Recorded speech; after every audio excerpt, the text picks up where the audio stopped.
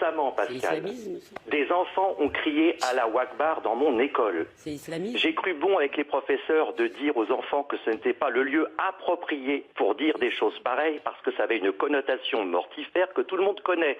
Résultat des courses, je me suis fait engueuler par 2 parents d'élèves et j'étais seul au monde. La plaisanterie a assez duré, on n'en peut plus et je peux vous dire, la colère gronde, la colère monte. Et si le président de la République n'appuie pas sur le bon bouton dans ce cockpit avec des voyants qui s'allument de tous les côtés, c'est le crash final en 2022 avec Marine Le Pen au pouvoir. Oui, voilà où nous en sommes.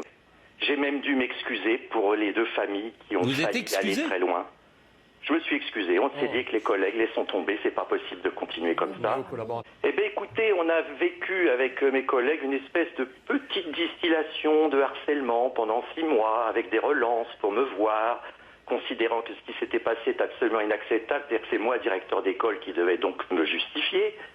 Et puis à un moment donné, n'en pouvant plus, puisque c'était remonté jusqu'à la PEP et la FCPE et l'inspection académique, j'ai pris mon courage à 2 mains, j'ai reçu ces personnes.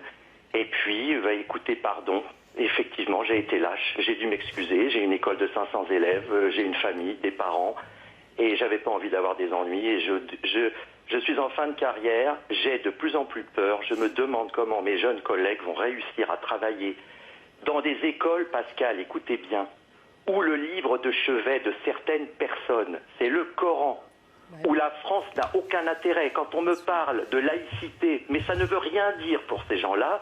Et permettez-moi de dire aussi au passage, ras-le-bol des défilés, ras-le-bol des discours moumou, on veut des résultats concrets tout de suite. Expliquez-moi, puisque nous avons une politique, Nadine Morano, que je respecte beaucoup, que font ces individus qui nous détestent sur notre sol ?